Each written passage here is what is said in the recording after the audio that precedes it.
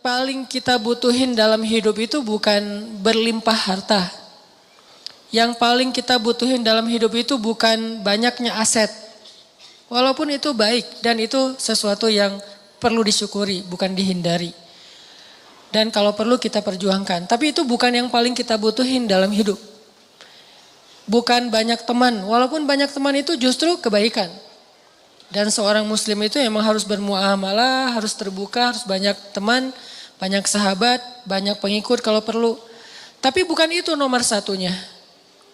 Karena kalau kita punya banyak harta, tapi Allah Subhanahu wa taala tidak memberikan kita kebaikan di dalamnya, maka harta itu tidak memberi manfaat apa-apa buat kita.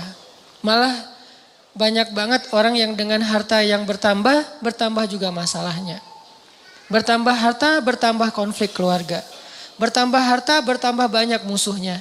Bertambah harta, bertambah banyak yang ilfil sama dia. Yang lebih parah lagi bertambah harta, bertambah jauh dia dari Allah Subhanahu wa taala. Jadi ada dua kondisi nih. Ada orang yang minta harta karena dia salah paham, dia pikir kalau banyak harta itu hidupnya jadi mudah. Tapi biasanya kalau dia nggak hati-hati dengan bertambah harta, dia bertambah jauh dari Allah. Karena mulai lalai. Kalau tadi ketika hartanya sedikit, dia nggak bisa lalai, kenapa? Nggak ada fasilitas, nggak ada modal, mau lalai gimana? Mau jalan nggak punya modal, akhirnya di rumah aja. Mau entertain diri nggak punya modal, akhirnya entertain biasa-biasa aja di rumah. Paling minum teh di belakang sambil ngelihat anak-anak main, itu entertain dia karena nggak cukup modal. Tapi buat yang udah modalnya lebih kan nggak cukup entertainnya cuma minum teh kan. Buat orang yang punya harta lebih, masa kita malam mingguan cuma minum teh? Masa kita lagi liburan cuma di dalam kota aja nggak kemana-mana? Kenapa? Karena dia ngerasa bisa ngelakuin yang lebih dari itu. Sehingga dengan tambah harta, kalau nggak hati-hati malah tambah jauh dari Allah. Dia mengentertain dirinya, dia mulai melakukan hal-hal yang sia-sia, dia mulai mengeluarkan hartanya di jalan-jalan yang bukan Allah ridhoi, sampai mulai judi segala macam kan. Karena ngerasa dia punya uang dan tidak masalah kalau rugi-rugi dikit lah, orang tabungan saya masih banyak. Mulailah dia ke Singapura, ke Hong Kong, ke tempat-tempat yang walaupun bukan ke kotanya yang kita permasalahin, ke beberapa spot atau tempatnya. Ini dia minta harta banyak nih. Ternyata harta itu tidak ngasih dia kenyamanan hidup. Belum lagi nanti dengan kehidupan lifestyle-nya yang udah berubah, rumah tangganya udah gak nyaman. Saya punya teman yang pernah ngerasain yang kayak gitu beberapa orang. Dan curhat. Alhamdulillahnya udah hijrah sekarang. Dia ngerasa, kenapa ya uang saya banyak, berlimpah, bisnis saya lancar, kok saya kayak jauh gitu dari anak. Hampir saya gak pernah duduk bareng dengan anak, gak pernah dengerin mereka curhat, gak pernah nemenin anak saya main. Bahkan nganterin sekolah atau jemput sekolah aja jarang. Saya pikir dengan memfasilitasi kebutuhan anak saya berarti saya udah sayang sama dia. Udah ada mobil pribadi khusus buat istri, buat anak, ada 3 anak masing-masing 1 mobil. Dengan alasan yang masih logis. Kalau 1 mobil bertiga nggak efektif karena sekolahnya jauh-jauh takut telat. Belum lagi nanti pulang sekolahnya beda waktu, kan nggak nyaman. Akhirnya dikasihlah 3 mobil dan itu logis sebetulnya. Dengan 3 driver. Bayar sekolah yang paling mahal. Kemudian di rumah masing-masing kamar tuh ada entertainnya dengan layar besar, layar datar gede dan segala macam, ada game segala macam. Pokoknya kehidupannya tuh udah sangat terfasilitasi, tapi kok nggak happy. Mungkin mereka nggak ngeluh masalah kurang makan, nggak ngeluh masalah kurang biaya, tapi mengeluh kurang sentuhan dari orang tua. Dia ngerasain itu. Karena semakin dia sukses, jaringan dia semakin luas, terus kerjaan dia semakin banyak, deadline-nya makin banyak yang mengepres dia, bikin dia benar-benar dalam keadaan stres tinggi. Belum lagi nanti tuntutan entertainnya lebih besar karena teman-temannya berharap ke dia. Kayak misalnya kita ada duit, pasti teman kita pengen ditraktirin. Kalau kita nggak punya duit, nggak ada yang ngajak kita karena nggak bakalan ditraktirin. Jadi diam aja di rumah kan ya. Kalau misalnya dianggap kita sukses, kapan nih makan-makan, kan suka gitu tuh. Kita baru dapat job nih, atau baru diterima kerja, atau baru selesai bisnis. Kapan nih makan-makan? Dan itu hal yang sangat wajar, natural terjadi. Sehingga keluar rumah pagi, pulang sore, malam harus keluar lagi buat entertain tamu segala macam. Dia punya beberapa Ferrari. Kadang-kadang balapan lagi malam minggu balapan. Nggak bahagia. Sampai akhirnya dia banting setir, dia tinggalkan semua itu. Bahkan dia suka main ke Alexis dulu tuh.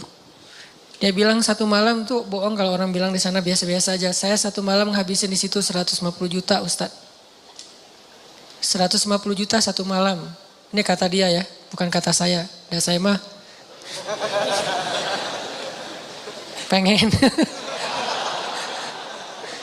pengen berdakwah, ya, curiga aja.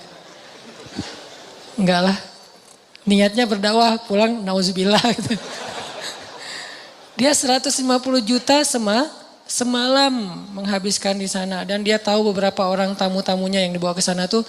Jadi wajar kalau uang ratusan juta juga nggak cukup buat entertain aja udah sekian. Belum lagi yang istrinya yang tas Hermès-nya berapa sekali beli, sekali belanja. Belum lagi nanti biasanya kebutuhan mereka kan bertambah sesuai dengan kemampuan ya. Kayak misalnya tadinya kalau masih kemampuannya terbatas naiknya motor bebek yang ngisi bensinnya paling Pertalite. Dan itu juga berapa sih sebulan gitu kan. Kalau udah yang cc-nya 4.000 mobil, belum lagi motornya, dari pajaknya aja udah beda. Dari servisnya aja udah beda. Pasti drivernya beda harga driver mobil Avanza sama driver yang udah pakai mobil-mobil mewah tertentu. Pasti beda harganya. Berarti bertambah kebutuhan bulanannya nih. Belum lagi mereka kalau mau tadi entertain itu udah beda seleranya. Kalau misalnya duit udah banyak, udah gak mau lagi jalan-jalannya dalam negeri dong. Minimal Singapura. Lagian kadang-kadang udah sampai ada kesan, bosan ke Singapura. Ke Singapura bosan. Kemana tuh? Ke Jepang? Bosan. Kemana? Ke Hong Kong? Bosan juga. Jadi banyak kota, banyak negara udah bosan. Maunya entah ke kutub atau ke planet lain gitu. Saking banyaknya duit. Dan itu natural terjadi loh. Pasti kayak gitu. Gak usah jauh-jauh kita aja kadang ngerasain walaupun bukan masalah bab luar negeri ya. Kayak misalnya tadinya jajan di warung juga udah cukup. Ketika nambah uang harus di mall. Yang tadinya beli baju tuh cuman di pasar Andir juga cukup. Sekarang harus ke PVJ, ke TSB. Kenapa beda? Karena kemampuannya udah bertambah. Jadi seleranya juga nambah. Rasa-rasanya pakai baju yang gak ada brand itu kayak malu gitu. Ketika kita udah punya kemampuan, lebih semuanya harus branded. Kehitung aja dari ujung kepala sampai ujung kakinya itu berapa juta. Satu ini aja udah, kadang sepatu di rumahnya itu sampai beberapa lusin. Ada yang udah sampai lupa, saya punya sepatu itu ya sampai kayak gitu. Artinya ini kalau Allah kasih harta doang, bukan harta doang ya. Karena kalau harta masih ada kalimat berkah, baik. Jadi jangan menjudge orang kaya, bukan. Kalau cuman harta doang, ini kondisinya kayak gitu. Satu lagi kondisinya, gak dikasih harta.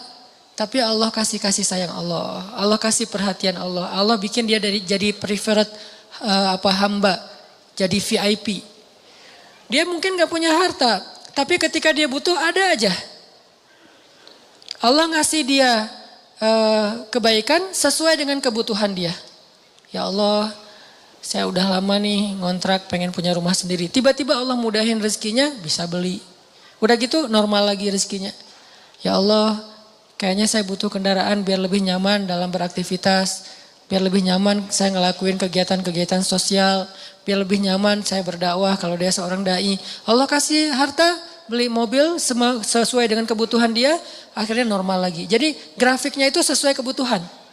Bukan naik, dia nggak butuh dan itu bahaya. Dia grafik rezekinya naik, sementara nggak berbanding lurus dengan kebutuhan itu malah jadi bahaya. Akhirnya larinya kemana? Ke entertain.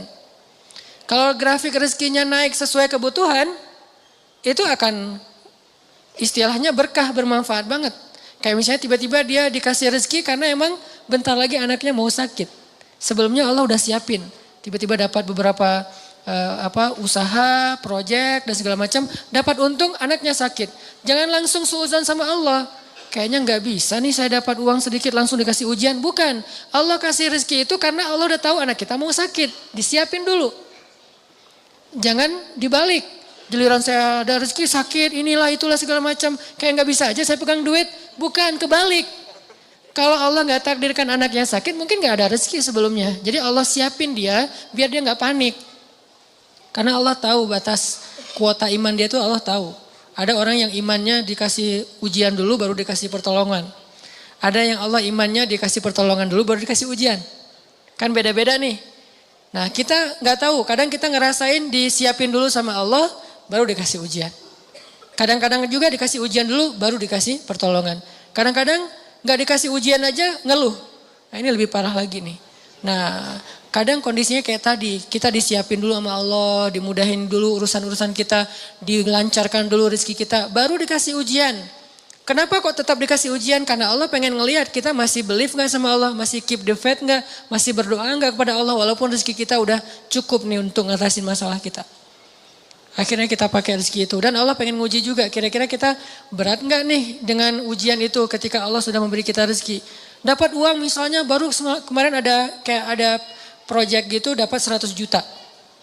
Udah gitu terjadi musibah, anak sakit, habis setengahnya 50 juta. Kita ngeluh. Aduh, kalau saya nggak ada masalah pasti saya masih utuh nih 100 juta. Enggak, justru Allah Subhanahu Wa Taala ngasih kita bonus 50 juta. Gara-gara Allah pengen ngasih kita ujian. Kalau nggak ada ujian mungkin 50 juta, 100 juta sama sekali nggak ada, nol. Hanya kebutuhan harian kita doang. Kenapa nggak berbaik sangka kayak gitu kepada Allah? Sama kayak tadi, misalnya saya pernah mobil saya keserempet. Orangnya zalim, marah duluan, dia curi start. Sebelum saya marah, dia marah dulu. Kebiasaan. Kalau kita kan sebelum orang marah kita minta maaf duluan ya. Kita baik-baikan duluan, kita ketawa duluan biar nyaman nih ngomong komunikasinya. Dia enggak, dia marah duluan. Akhirnya karena dia marah duluan, dia kayak punya bergaining gitu. Akhirnya saya terpaksa bayar 1,5 juta. Gak lama seminggu kemudian saya dapat 15 juta dari sebuah usaha. Waktu itu saya masih punya beberapa usaha. 15 juta. Kadang you was wish, datang setan ngebisikin. Kalau kemarin gak ada masalah udah utuh nih 15, udah jadi 16 juta setengah kan. Ini gara-gara kemarin ada masalah jadi pas 15 juta gak ada tambahan. Enggak, kalau kemarin saya gak keluarin duit 1,5 juta, maka gak ada 15 juta. 15 juta itu reward Allah buat keikhlasan, kesabaran saya. Bukankah Allah mengganti kerugian hambanya dengan yang lebih baik? Jadi logika ke Allahnya kayak gitu. Sehingga ada hamba yang kalau kita lihat dia nggak punya aset yang berlebih. Ada sih cuman nggak banyak-banyak amat. Nggak punya tabungan yang kayak gimana gitu, biasa aja tabungannya. Masih normal banget. Bahkan sedikit riskan. Ini gimana kalau anaknya sakit nggak ada duit? Kan ada Allah. Ini bukan kata-kata pasrah ya. Ini kata-kata tawakal. Beda pasrah sama tawakal. Pasrah gak berikhtiar. Tawakal tetap ikhtiar, tapi ikhtiar itu tangan. Hatinya bergantung kepada Allah. Jangan sampai hati bergantung ke tangan. Jadi kalau tangan gak megang duit, hati resah. Harusnya tangan mah megang duit, megang emas, megang perak, megang apa aja. Itu gak ngaruh ke hati orang, hatinya gantungnya ke Allah. Bukankah di antara arti ikhlas itu adalah tidak ada bedanya antara emas dengan batu? Di mata orang yang beriman tidak ada bedanya emas dengan batu, sama di mata dia. Gak membuat dia lebih bahagia gara-gara dia pegang emas, gak membuat dia berkeluh kesah gara-gara dia megang batu. Biasa aja. Dia manfaatkan emas, dia syukuri, dia sedekah, dia pakai untuk fasilitas dirinya, dia berikan hak-hak orang yang ada di dalamnya. Kalau dia megang batu, ya sudah, dia bersabar. Jadi gak ngaruh buat dia, karena hatinya di langit bukan di bumi, cuman tubuhnya yang di bumi. Karena kita kan terdiri dari 2 elemen ya. Ada roh, ada jasad. Roh kita berasal dari langit. Jasad kita berasal dari bumi, diciptakan dari tanah, itu jasad. Tapi roh itu tiupan Allah. Sehingga harus kembali kepada fitrah masing-masing. Roh itu adanya hati, maka hati kita harus selalu terikat dengan langit. Walaupun realitasnya tubuh kita tetap berada dan berpijak di bumi. Jangan sampai hati ikut-ikutan berpijak di bumi. Inilah yang jadi bahaya. Ketika hati kita udah berpijak di bumi, saat itu kita keluh kesah, saat itu kita kurang bersyukur, saat itu kita jadi banyak masalah.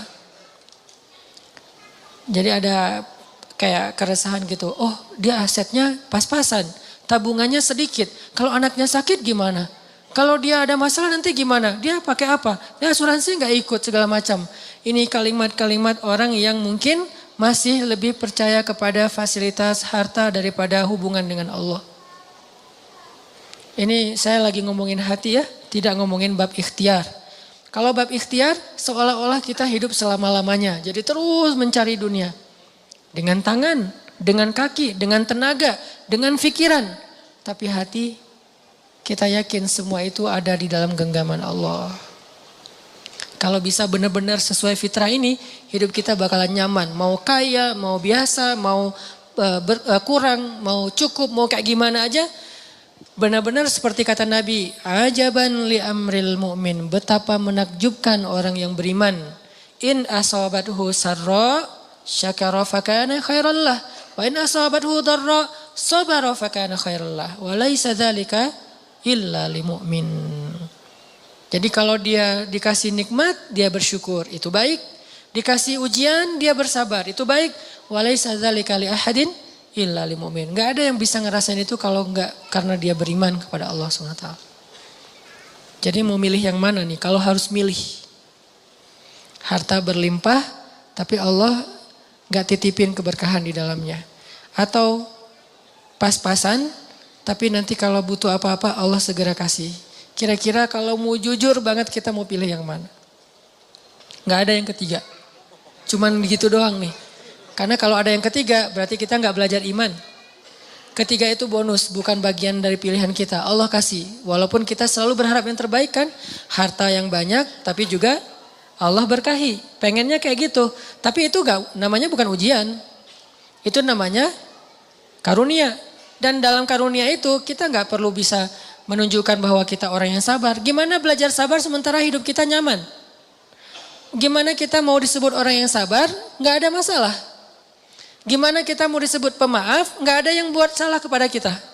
Gimana kita mau disebut tawakal, nggak ada resiko dalam hidup kita. Terus gimana? Kalau mau disebut orang yang bertawakal, harus ada resiko dalam hidup kita. Kayak kecil-kecilan lah, belajar saya misalnya beli motor. Pak, ini mau pakai asuransi? Enggak lah. Tapi asuransinya asuransi syariat Pak. Apa hukum asuransi syariat? Jawaban fikihnya, boleh. Kenapa enggak pakai? Saya lagi belajar tawakal. Tapi kan ikhtiar Ustaz, ikhtiarnya saya pakai gembok. Ikhtiarnya saya simpan yang aman. Tapi, dan saya enggak nyalahin orang yang pakai asuransi syariah, tapi dengan kata-kata syariah ya. Kalau asuransinya syariah menurut saya boleh. Karena ada kata syariah dan sudah ada tim ahlinya di situ secara fikih boleh segala macam. Tapi saya nggak jadi belajar tawakal menurut saya. Jadi nggak bergantung ke Allah. Jadi pas keluar jalan tuh, mobil saya kalau keserempet juga tinggal klaim. Doanya kadang-kadang lupa, sering lupa malah. Tapi kalau nggak ada asuransi, aduh mobil baru nih, nggak ada asuransi. Bismillahirrahmanirrahim. La haula wala quwata illa billah. Subhanallazi sakharana. Ini untuk saya ya. Ini bukan fatwa. Ini lebih ke semangat saya pribadi. Dan itu berasa banget. Dan ternyata benar. Doa itu ajaib banget. Udah baca doa masih kecelakaan. Kan diganti nanti seminggu kemudian. Kenapa kita harus suudzon sama Allah? Gak ada ruang buat suudzon kepada Allah. Gak ada ruang. Kalau kita mukmin, gak ada sia-sia kita baca doa. Udah baca doa masih kecelakaan. Enggak. Tetap aja ada alasan-alasan hikmah yang bikin kita tetap ridho dengan ketentuan Allah. Dan tetap melanjutkan kebaikan itu. Enggak jadi pundung, saya enggak mau doa lagi ya. Ternyata enggak ngaruh, mending saya pakai asuransi aja. Enggak. Kalau mau pakai asuransi silakan, tapi doa jangan berkurang. Kalau gara-gara asuransi doa berkurang, tinggalkan asuransi. Tapi kalau dengan asuransi doa tidak berkurang, lanjutkan. Cuman kalau saya pribadi sampai saat ini belum dapat hidayah. Belum. Rumah, kendaraan, sekolah, kesehatan, ya nanti kalau saya butuh, ya Allah saya lagi butuh nih, Allah kasih. Dan itu sering banget dibuktikan oleh Allah SWT. Sehingga saya kayak sering senyum ke langit, Masya Allah ya benar ya. Allah tuh kalau prasangka kita baik itu Allah juga baik ke kita. Jadi kayak tenang aja, butuh apa ya sekarang, ya udah ya Allah pengen kayak gini, Allah kasih. Dan ajaib banget caranya. Kenapa? Karena kita juga pengen caper-caperan ke Allah cara-cara iman yang ajaib. Begitu kita tunjukin, kita display, kita ngeposting iman-iman kita yang ajaib. Lewat kata-kata yang captionnya yang keren-keren. Hasbunallah wa ni'mal wakil. La haula wa la quwata illa billah. Apalagi nanti postingan-postingannya, activity kita emang benar-benar ajaib. Ngambil resiko di jalan Allah. Wah, Allah bukan cuma nge-like, nge-repost ke teman-teman, ke makhluk-makhluknya gitu. Lihat nih hambaku. Sehingga Allah nolongin kita sambil ngepamerin kepada makhluknya biar mereka tahu betapa Allah itu maha pengasih lagi maha penyayang. Ini cara bangun akses ke Allah biar 4G. Bukan berarti saya udah 4G, ini lebih ke kayak sharing pengalaman kecil saya yang teman-teman pasti punya yang lebih dari itu. Dan saling watawa sobil, hak di sini watawa sobis sob. Saling sharing biar kita makin yakin dan makin sabar. Jadi ternyata 4G kita itu dalam hidup bukan fasilitas hidup. 4G kita itu bukan kekuatan fisik. 4G kita itu bukan networking. 4G kita itu adalah hati. Jadi kalau ibarat hidup kita itu adalah perangkat smartphone, maka 4G-nya adalah iman hati. Makin kuat iman berarti makin 4G. Makin lemah iman berarti tidak 4G. Makin lemah lagi bahkan sinyalnya putus-putus. Dan di sini kita bisa tahu, makin kuat iman kita, makin mudah kita berkomunikasi dengan Allah Subhanahu wa taala. Kadang-kadang enggak pakai kata-kata, cuman sinyal dari hati doang sampai ke langit, langsung Allah turunkan solusi. Kenapa? Karena 4G iman. Jadi 4G dalam bahasa kita di sini adalah 4G iman, akses iman kita, hati kita kepada Allah Subhanahu wa taala. Selanjutnya sekarang kita pause sebentar dengan azan Isya, tapi nanti sholatnya kita takhirkan biar leluasa buat teman-teman yang ada di luar masjid. Silakan.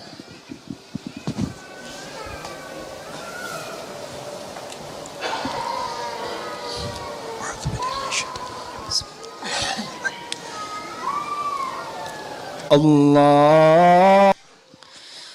Teman-teman yang dirahmati Allah Subhanahu wa taala, orang yang sudah sampai ke derajat termasuk di antara aulia atau wali-wali Allah Subhanahu wa taala atau punya akses yang udah 4G ke Allah Subhanahu wa taala tuh tidak selalu hidupnya berlimpah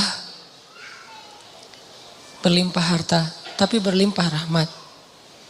Jadi buat dia cara berpikirnya bukan, wah kayaknya saya udah tenang nih soalnya saya udah siap kalau ada apa-apa, saya bisa bayar, saya bisa ngongkosin, saya bisa ngebiayain, saya udah punya duit, saya punya tadi asuransi segala macam.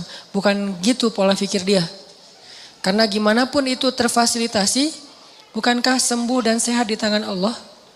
Bukankah masalah itu ada dan dicabut itu Allah yang tentuin? Bukankah lebih baik kita gak kena musibah daripada harus membayar musibah? Kayak misalnya nih, kita pakai sebuah jaminan. Dengan harapan kalau nanti saya kena musibah, saya bisa ngeklaim. Bagusan mana dengan kita minta jaminan dihindarkan dari musibah-musibah? Dihindarkan sama sekali atau dihindarkan dari yang paling besar? Sehingga dikasih hanya musibah-musibah kecil. Atau sama sekali dihindarkan. Tentunya kalau misalnya kita mau berpikir logis, harusnya kita memilih jaminan yang dihindarkan sama sekali kan.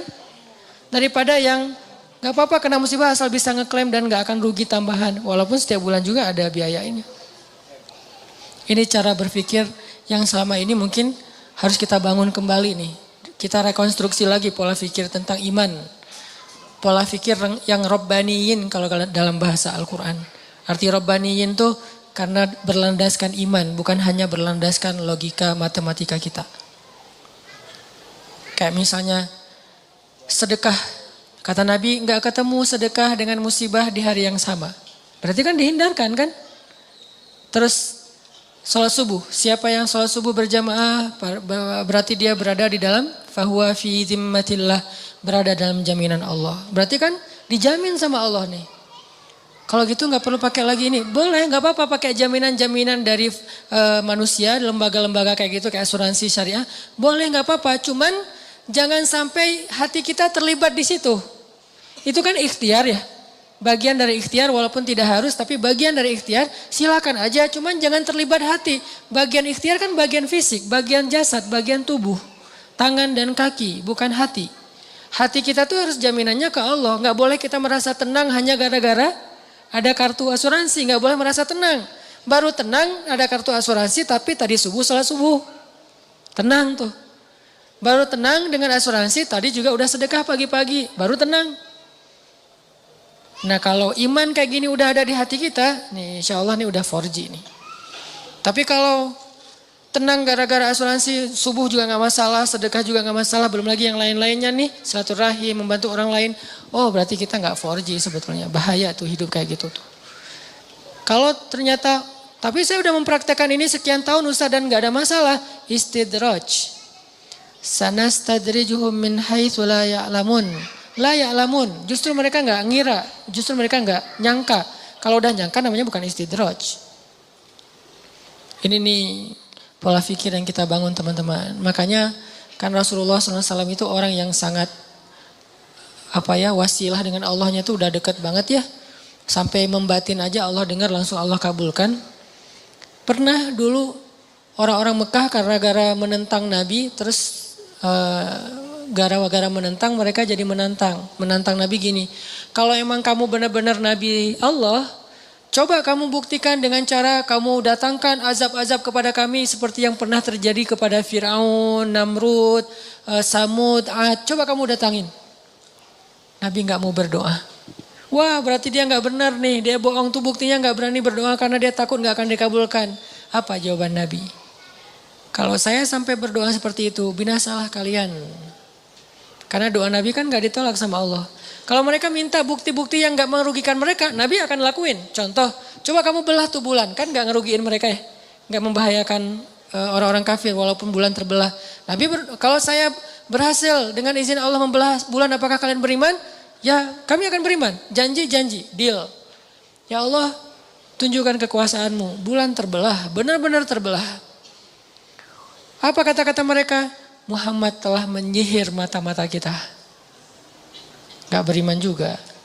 Wah benar-benar kamu tuh benar-benar penyihir yang luar biasa. Banyak penyihir yang menunjukkan hal-hal yang gak logis. Tapi ini di atas mereka. Kamu tuh benar-benar lebih dahsyat dari para penyihir. Jadi penyihir nomor 1 lah. Kata Nabi, kalau kalian masih tetap tidak percaya, coba kita tunggu orang lain yang tidak terlibat di sini. Yaitu para musafir. Yang datang dari luar kota. Nanti kita tanya besok pagi kalau mereka datang, apakah semalam kalian melihat bulan terbelah? Ya sudah, kalau mereka bilang terbelah berarti benar bahwa bulan itu terbelah dan kami beriman. Ya udah kita buktiin, tunggu besok. Pagi-pagi datang musafir, tanya langsung ngumpul tuh di depan Ka'bah. Apakah semalam kalian melihat kejanggalan di langit? Ya, apa? Bulan terbelah. Benar ya Muhammad, bukan hanya bisa menyihir mata kita, mata orang lain yang gak hadir juga disihir. Gak beriman. Sampai Allah mengatakan, kalaupun engkau datangkan 1000 ayat-ayat Allah, bukti-bukti kebesaran Allah, mereka tetap tidak beriman. Jadi kalau Nabi dimintain ngedoain hal-hal yang buruk untuk mereka, Nabi gak mau mengedoakan. Kenapa? Nabi kasihan sama mereka. Karena Nabi itu doanya gak ditolak sama Allah. Bayangin kalau Nabi bilang, ya Allah bikin Abu Jahal stroke. Stroke itu waktu itu juga. Tiba-tiba Abu Jahal. Kan ada ayatnya di surat Al-Alaq, ayat-ayat terakhir kan. Kami cabut ubun-ubunnya. Kalau Allah udah cabut ubun-ubunnya kan otomatis stroke tuh. Itu bahasa stroke versi surat Al-Alaq loh. Arti cabut ubun-ubunnya kan tiba-tiba darahnya itu jadi pecah pembuluh darahnya di kepala kan. Itu kan mencabut ubun-ubun tuh, pecah pembuluh darahnya di. Bayangin kalau Abu Jahal pecah pembuluh darahnya di kepala, terus bagaimana cara mengdawahin dia? Karena Nabi itu memanfaatkan doa yang diijabah bukan untuk ngenyakitin orang, untuk memberi kebaikan buat orang itu. Kan Nabi punya kesempatan nih ngedoain dan doa Nabi diijabah banget. Nabi punya 2 pilihan, mendoakan yang buruk atau mendoakan yang baik. Nabi memilih yang baik, itulah akhlak Nabi. Kalau kita ditempatkan di situ, kan doa orang yang terzalim itu diijabah, ya udah doain aja. Itu kan berarti kita nggak neladanin Nabi sebetulnya. Ini kalimat ini harus dipahami lebih dalam ya, karena sering salah persepsi di Indonesia. Kita selalu ngelihat dari angle negatif. Doa orang yang terzalimi itu nggak akan ditolak oleh Allah. Kalimat ini adalah kalimat nasihat untuk orang yang zalim, bukan orang yang terzalimi. Pahami konteks hadis. Jadi orang dibacakan ayat-ayat ini, hadis-hadis ini untuk kalau dia mau menzalimi orang lain atau sudah menzalimi orang lain supaya dia menghentikan kezalimannya. Kayak kita ngomongin ini ke Bashar Assad, presiden Rusia ini agak-agak mirip, bingung nyebutnya. Presiden Suriah, kita ngomong wahai Bashar Assad, kalau kamu zalim kepada rakyatmu, kamu membunuh anak-anak kecil, kamu menghentikan bantuan ke Gota, doa mereka itu nggak akan ditolak oleh Allah. Ngomongnya ke siapa? ke Bashar Assad. Sama kayak kita dizolimin teman kita. Ngomongnya ke yang zolim. Jangan sampai kita datang ke teman kita yang lagi terzolimi. Doa orang yang terzolimi itu diijabah loh. Itu namanya kita manas-manasin orang untuk mendoakan yang buruk. Harusnya kita ngomong kayak gitu tuh ke orang yang zalim supaya dia menghentikan kezalimannya, takut dengan doa orang yang mazlum. Kita malah angle-nya kebalik. Giliran kita terzalimi, mumpung nih doa gua diijabah sama Allah. Ya Allah, hancurkanlah dia sehancur-hancurnya ya Allah. Hati-hati ya, doa juga ada porsinya. Karena doa itu seperti kisos. Kalau kita mendoakan orang lain lebih dari hak kita, maka kelebihan itu akan balik lagi kepada kita. Dia naik mobil atau motor, terus ngejipratin air ke kita.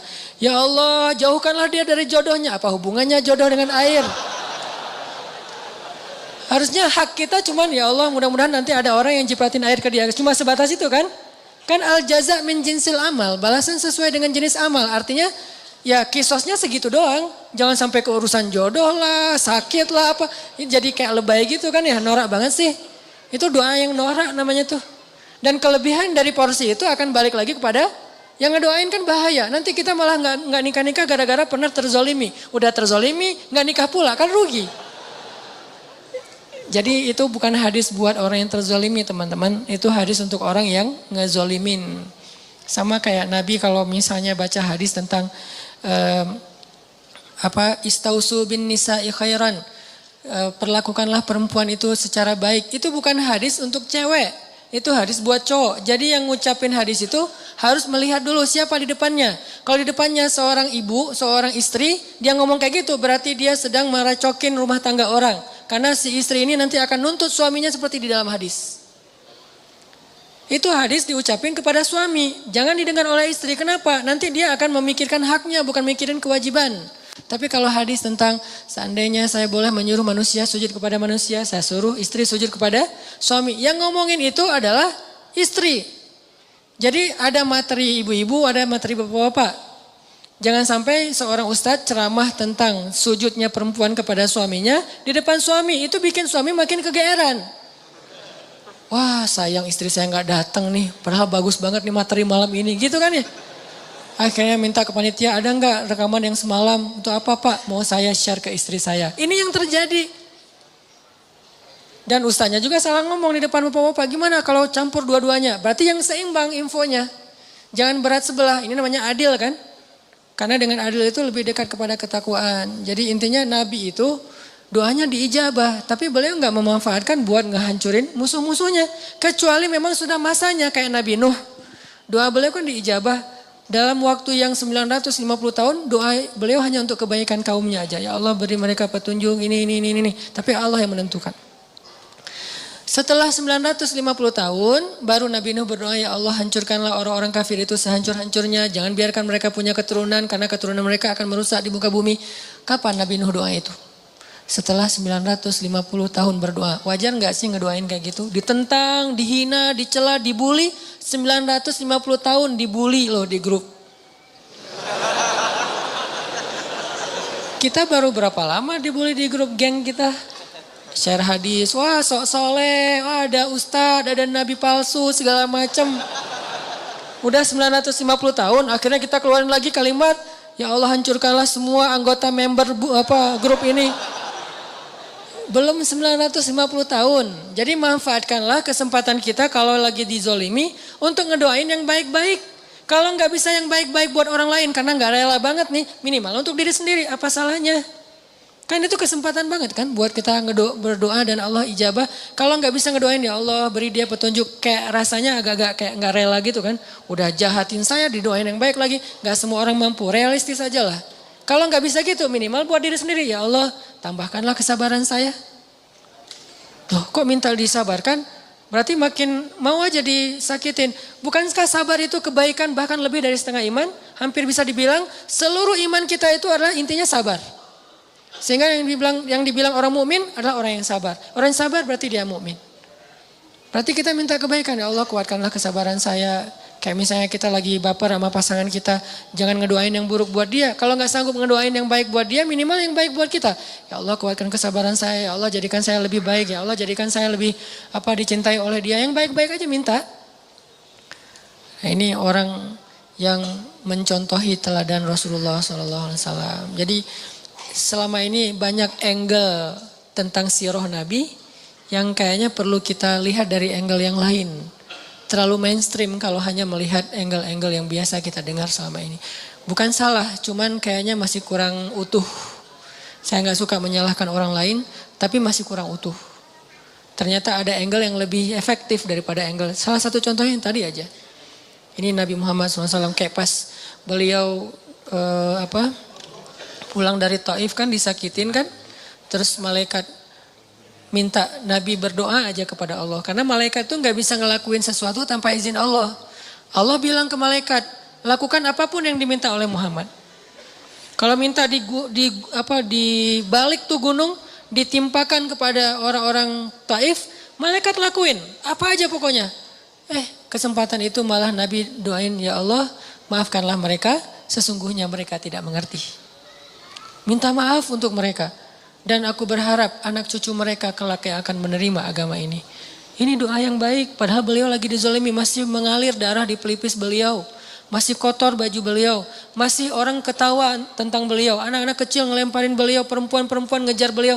Diperlakukan kayak orang gila di tengah kampung. Dikejar-kejar. Keluar masuk kebun korma. Keluar masuk kebun korma.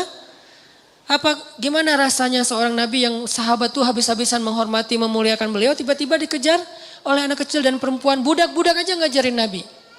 Ngejar semuanya. Beliau lari-lari kayak orang gila yang dikejar-kejar rame-rame. Tapi doa beliau, ya Allah maafkan mereka. Mereka gak ngerti, semoga anak cucu mereka yang menerima Islam. Akhirnya anak cucu mereka kelak menjadi pembela Nabi. Kalau mau meneladani Nabi, harusnya yang angle-angle kayak gini nih kita ambil juga nih. Walaupun selalu ada kondisi-kondisi yang pengecualian ya. Ini tidak bisa digeneralisir dalam semua kasus yang terjadi di dunia atau di bangsa kita. Kalau kayak apa yang terjadi di Suriah, saya kira itu pengecualian. Kenapa pengecualian? Karena juga terjadi di zaman Nabi. Saya bukan ngomong dengan emosi pribadi, berlandaskan sirah. Ada sekelompok sahabat hafiz Al-Quran. Diundang ke sebuah negeri dengan alasan disuruh ngajarin Al-Quran kepada kaumnya. Ternyata itu cuman jebakan. Ketika sekelompok sahabat ini keluar, hafiz semua, di tengah jalan mereka dicegat, dibunuh semuanya, gak ada yang selamat. Digorok satu persatu. Dan itulah asal muasal kenapa Nabi membaca kunut nazilah. Dan salah satu isi kunut nazilah, ya Allah hancurkanlah kaum itu sehancur-hancurnya.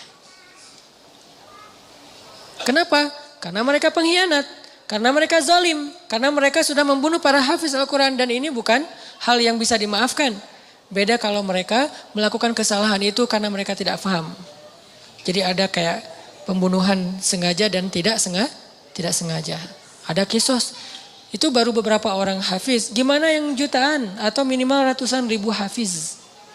Anak kecil lagi belajar ngafal Quran di masjid, tiba-tiba dibom. Kalau nggak dibom masih mending, kalau meninggal langsung. Ada yang tertimbun dengan reruntuhan, putus tangannya, putus kakinya, retak kepalanya. Itu udah biasa kejadian sehari-hari itu di Suriah. Yang lebih berat lagi bukan cuma dibom dan luka-luka.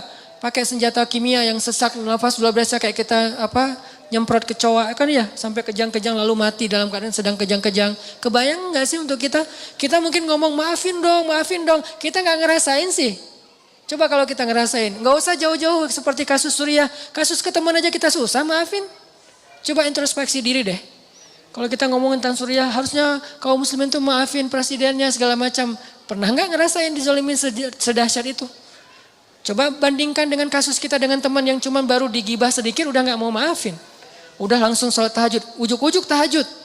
Biasanya nggak pernah tahajud. Kenapa? Pengen ngedoain yang buruk buat temannya. Padahal baru cuma sekedar gibah. Realistis dong kalau berpikir, yang fair. Saya tuh paling nggak suka berpikir yang nggak adil. Kalau kita memperlakukan orang lain pengennya kayak gitu, harusnya kita juga jadi kayak gitu dong. Baru kita ngomong. Ini banyak yang maafin, tapi enggak. Kasus kecil aja, enggak usah, saya mungkin salah ngomong. Bukan kasus kecil, kasus yang lain ya. Bukan kasus kecil. Kasus yang lain, misalnya masalah anjing dijadikan sebagai makanan buaya. Demo kan? Saya respect dengan demonya. Tapi pertanyaan saya, di mana ketika Suriah? Demo enggak? Apakah mereka juga protes? Enggak usah demo, mungkin protes lewat sosmed. Sama seperti apa? Kalau kita mau porsinya sama, mungkin masih sama dengan anjing nih. Kalau porsinya sama harusnya lebih kan? Dan baru berapa ekor anjing yang digituin? Mungkin di Solo ada orang bikin kayak warung yang makanannya anjing, terus kayak beberapa kasus yang kucing yang digantung tuh gara-gara makan ikan di rumahnya terus digantung, dipukul-pukulin, protes semuanya. Benar, harus protes karena hewan itu tidak berdosa. Kenapa digituin? Nabi aja mengatakan masuk neraka gara-gara membiarkan kucing mati kelaparan kan? Tapi kan bukan hanya hadis kucing, di dalam hadis-hadis Nabi ada 300.000 hadis. Kalau kucing aja masuk neraka gimana manusia coba? Kan itu analogi sederhananya. Kalau kucing aja dosanya besar banget, anjing aja ngasih minum bisa masuk surga, gimana ngasih minum orang yang terzolimi di Gota, di Aleppo, di Suriah, Palestina, Rohingya. Gimana rasanya, gimana pahalanya coba. Jadi ini baru fair. Saya nggak memprotes sama sekali tentang demo anjing, demo kucing segala macam. Itu keren. Tapi jangan gitu-gitu doang. Harus yang fair. Kalau ini aja demo, yang itu lebih dong. Kalau ini aja pakai hashtag, yang itu juga harusnya hashtagnya sampai di scroll hashtag semua itu isinya. Aleppo hashtag, Gota hashtag, Al-Quds hashtag, Gaza hashtag, Rohingya hashtag, Somalia hashtag, Yaman hashtag, Irak hashtag. Termasuk juga nanti ada Paris, New York, di mana-mana. Kita samalah memperlakukan manusia. Ini bukan masalah agama, ini masalah kemanusiaan. Fair. Tapi yang terjadi kayaknya kurang fair. Gak tahu ada masalah apa di dalam hati kita. Fi qulubihim marad. Semoga Allah menyembuhkan penyakit hati kita. Kenapa kalau udah mengatakan asyhadu an la ilaha illallah wa asyhadu anna muhammadar rasulullah perlakuannya jadi beda? Padahal kita nggak pernah nyinggung agama. Tapi kenapa gara-gara mentang-mentang muslim jadi beda perlakuannya? Terus siapa yang mempertimbangkan urusan agama di sini sebetulnya? Kita selalu bilang kemanusiaan. Mereka nggak mau membantu hanya gara-gara asyhadu an la ilaha illallah. Terus yang ngomongin agama siapa? Kita atau mereka? Dan kita mah nggak membedakan. Yang ngomongin asyhadu an la ilaha illallah kita bantu. Yang nggak ngomongin asyhadu an la ilaha illallah asal terzolimi kita juga ikut simpatik dan membantu. Semampu kita. Kalau nggak membantu pun minimal kita menyatakan sikap kasihan dengan ikut prihatin dengan kondisi di Amerika beberapa saat yang lalu atau bahkan di Israel ketika ada badai. Ini fair, Islam itu fair banget, adil karena salah satu ciri khas dari Islam itu adil. Balik lagi ke tema kita, teman-teman, intinya adalah akses kita ke Allah itu adanya di hati. Ibrahim Adham tadi lagi musafir sama muridnya, terus nggak makan seharian, lapar, mungkin udah 2 hari nggak makan, lapar banget pokoknya. Dan buat orang seperti Ibrahim bin Adham, lapar itu bukan Allah nggak baik sama beliau, karena kebaikan dalam persepsi mereka udah bukan dunia lagi, udah benar-benar hikmah. Muridnya yang ngeluh, bukan Ibrahimnya yang ngeluh, muridnya ngeluh. Guru lapar ya, gimana ya, kita belum makan, nggak ada bekal apa-apa. Akhirnya kamu punya kertas, punya pulpen, punya sini, ditulis sama Ibrahim. Bismillahirrahmanirrahim, Rabbi syair. Tulisannya syair tapi doa.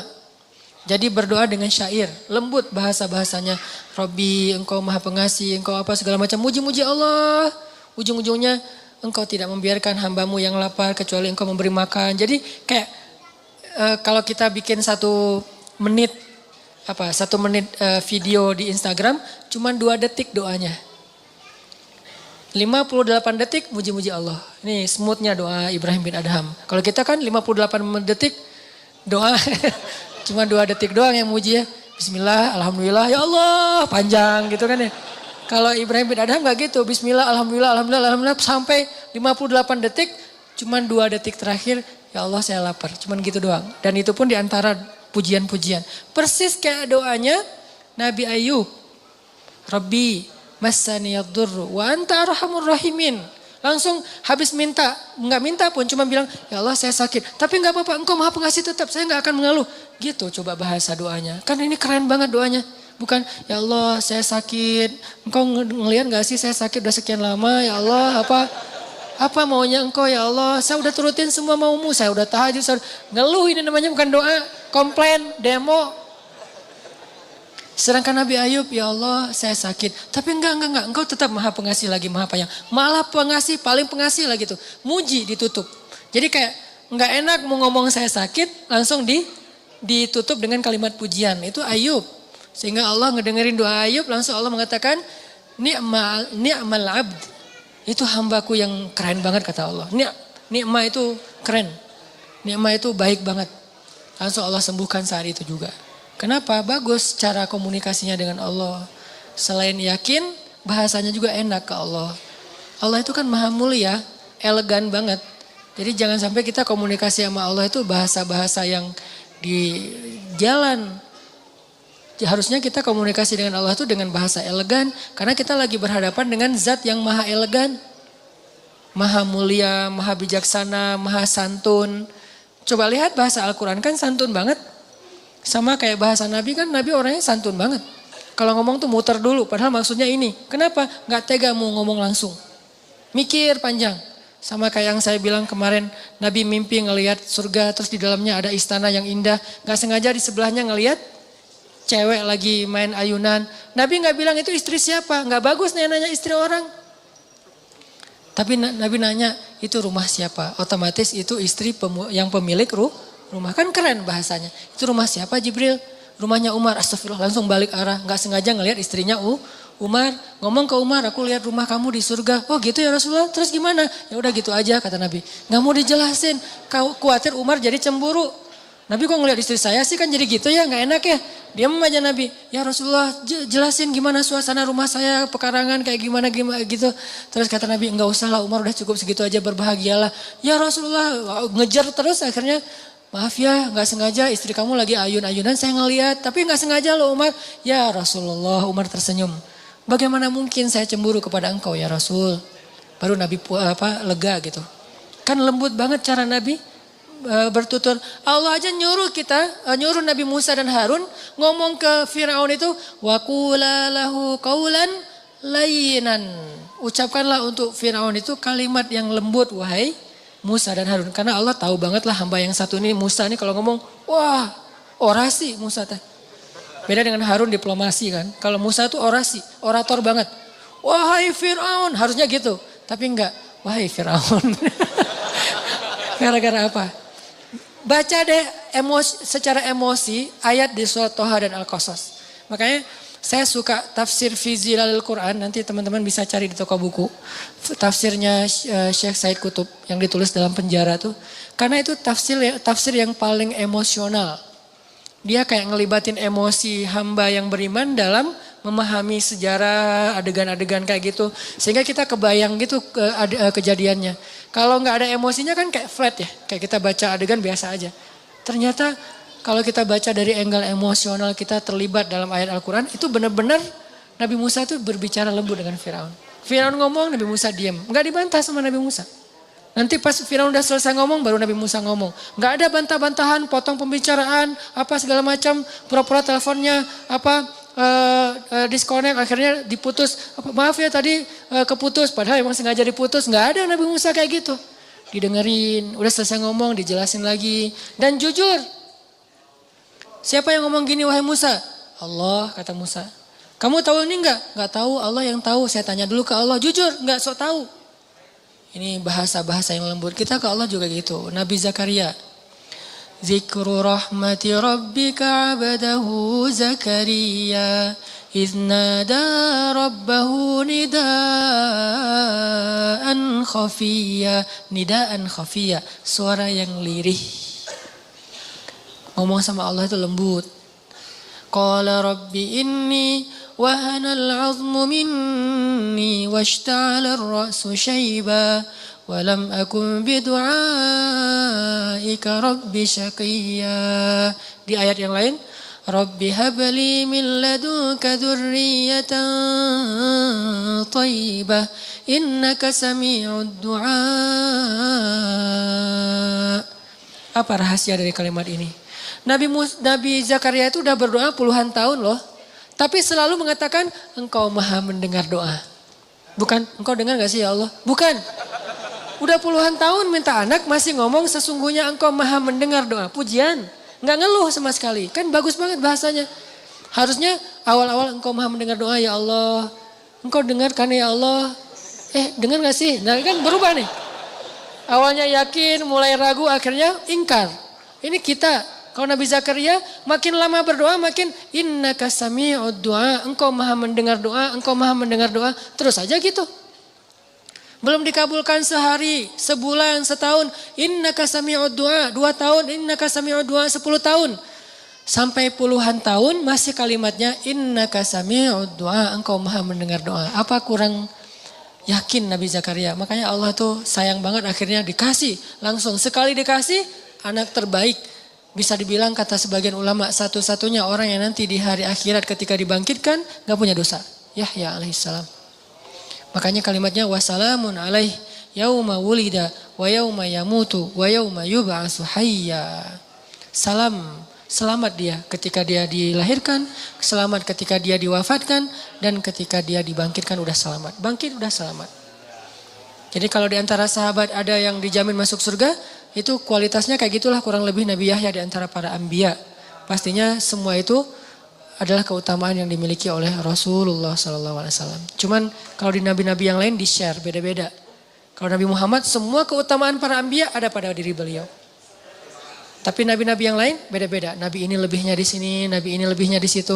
Karena kata Allah, wa kadzalika faddalna ba'dahum ala ba'd. Begitulah kami berikan kelebihan sebagian nabi atas sebagian yang lain. Beda-beda kelebihannya. Tapi Nabi Muhammad merangkum semua kelebihan para anbiya dari Nabi Adam sampai Nabi Isa.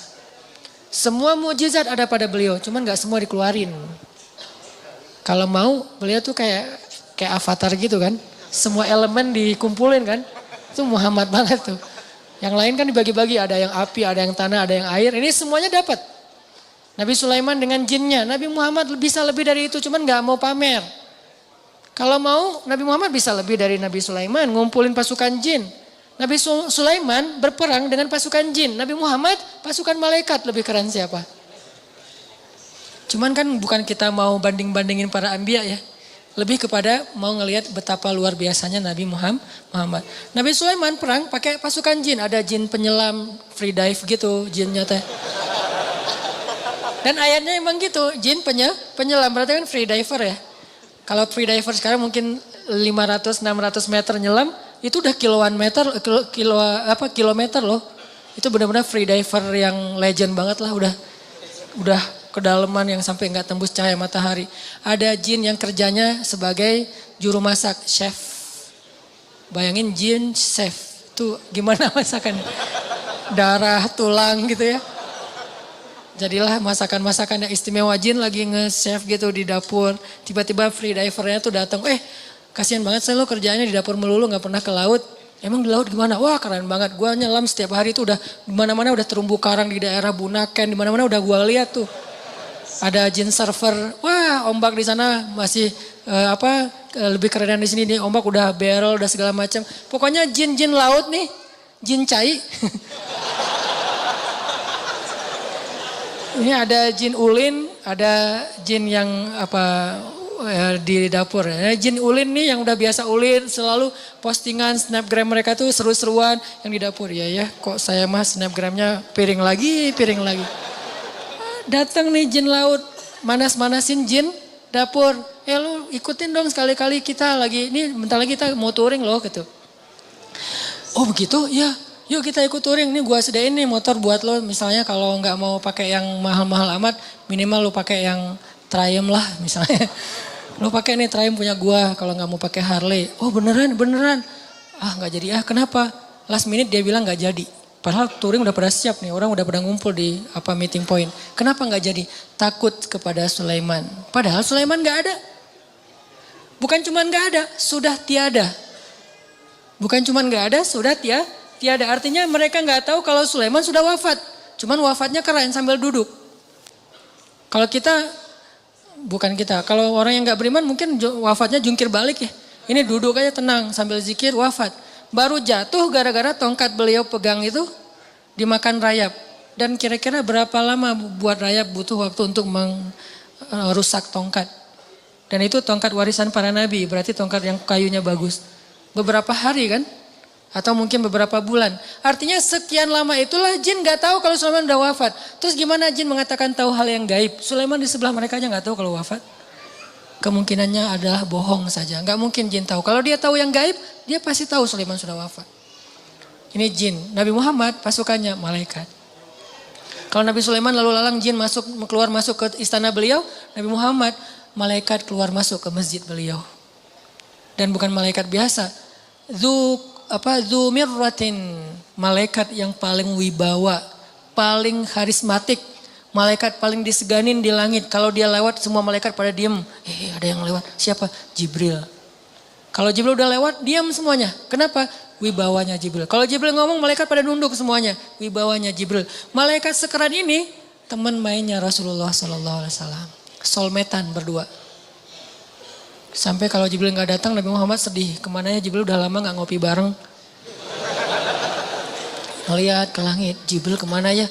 Mau ditelepon gak punya nomornya. Karena gak ada telepon dulu. Doa aja ya Allah mana Jibril, mana Jibril, mana Jibril. Jibril juga di langit. Aduh pengen banget ketemu Nabi Muhammad nih di bawah gimana ya gak bisa turun. Kenapa? Wa ma natanazzalu illa bi amri rabbik. Asbabun nuzul ayat itu di surat Maryam. Kami tidak turun Muhammad kecuali perintah Allah. Pengen sih turun cuma belum ada perintah jadi gak bisa. Walaupun malaikat itu emosional, punya perasaan, tapi nggak bisa menurutkan perasaannya kecuali dengan sami'na wa ta'na. Jibril pengen turun, Muhammad pengen ketemu, sama-sama kangen nih. Bayangin kangennya dengan manusia dengan malaikat, kan keren banget. Malaikat aja kangen sama Nabi, kita nggak ada yang ngangenin. Aduh, ini malaikat aja kangen, kan keren banget akses 4G-nya ya. Pas Jibril turun, wah Jibril, wah Rasulullah, slow motion. Akhirnya Nabi nanya Jibril kemana aja, kok nggak pernah ketemu udah beberapa hari. Ya Rasulullah saya juga kangen. Tapi kata Allah, wa ma natanazzalu illa bi amri rabbik. Kami tidak turun kecuali dengan perintah Allah. Akhirnya ditulis syair, bahasa-bahasa yang lembut. Ada sedikit kalimat ya Allah kami lapar. Tapi kecil, ibarat baitnya panjang, cuman setengah bait kami lapar. Sisanya puji-pujian ke Allah. Lalu setelah Ibrahim bin Adham selesai nulis kayak gitu, dia gulung kertasnya, dikasih ke muridnya, dia bilang, keluarlah dari masjid ini, serahkan kertas ini kepada orang yang pertama kamu temui di luar masjid. Siapa? Pokoknya siapa aja, laki-laki ya, bukan cewek, bahaya kalau cewek. Laki-laki pertama yang kamu temui di luar masjid, keluar tuh. Lagi di jalan di depan masjid tiba-tiba muncul seorang laki-laki lagi bawa bungkusan gitu. Assalamualaikum, waalaikumsalam Pak, ini ada kertas dari siapa? Dari guru saya. Pas dibaca langsung menangis laki-laki itu, diserahkan bungkusan itu, kembalilah kepada gurumu. Pas dibuka adalah 1000 dinar. Siapa laki-laki itu? Allahu a'lam. Semudah itu menyelesaikan masalah di antara mereka. Bukan berarti kita berharap sedekah, bukan ya. Ini hanya sebuah inspirasi. Semudah itulah memberi rezeki kepada hamba yang Allah ridhoi. Jadi kalau kita punya 4G ke Allah itu sebetulnya cuma butuh gini doang. Ya Allah. Gitu doang masalahnya. Kadang-kadang gak pakai iya, Allah doang. Allah, beres. Kadang-kadang gak pakai Allah, cuman ahad. Belum jelas kan? Cuman satu. Tapi bukan dalam masa kampanye ya. Satu, itu langsung Allah beri pertolongan. Kan Bilal itu gak ngomong, ya Allah tolonglah saya lagi disiksa nih. Allah lihat nih bekas-bekas siksaan. Gak ada. Cuman satu kata pendek loh. Kalau kita kan doanya tuh udah buka baju dan tunjukin ya Allah nih lihat nih saya lukanya banyak nih apa segala macam. Pokoknya udah lebay banget lah kalau kita berdoa ya. Sahabat doanya gak lebay, lembut. Ahadun ahad, ahadun ahad. Langsung saat itu juga ditolong sama Allah. Mana Ustadz ditolong kan berbulan-bulan Bilal disiksa. Emangnya pertolongannya itu hanya dengan dibeli oleh Abu Bakar dan dimerdekakan? Salah paham lagi nih. Pertolongan pertama Allah kalau hambanya lagi UGD, bukan dibikin langsung sembuh, tapi dikuatkan hatinya dengan kesabaran. Itulah pertolongan pertama. Bilal ketika disiksa, Allah gak langsung nolong Bilal dengan cara dibeli sama Abu Bakar di hari yang sama. Hari ini disiksa, hari ini dibeli, hari ini dibebasin. Itu gak keren ceritanya. Gak ada kelihatan kesan Bilal sabar, terus gak jadi cerita yang melegenda kan. Kalau cuman hari itu disiksa, hari itu dibeli, hari itu dibebasin, gak akan melegenda nama Bilal. Dia melegenda karena lama disiksa. Karena hampir orang itu nggak yakin Bilal akan bertahan. Dan ketika Bilal disiksa, Hari itu juga Allah mengutus Jibril dan Allah menyuruh Jibril untuk menguatkan hati Bilal. Kayak disupport banget Bilal semua. Jadi ibarat Bilal didorong, Jibril yang nahan di belakang. Jadi badan Bilal tuh gak perlu pakai tenaga, pasrah aja. Kayak kita lagi tawaf puncak, tawaf ifadah tuh di Ka'bah. Kalau lagi tawaf ifadah, kita tawaf tuh gak perlu melangkah, berdiri aja, muter sendiri. Saking padatnya Ka'bah, berdiri aja. Saya dulu waktu masih haji tuh tawaf ifadah pas pulang habis jamarah pertama langsung tawaf ifadah. Itu rapat banget, saking rapatnya gak perlu gerak.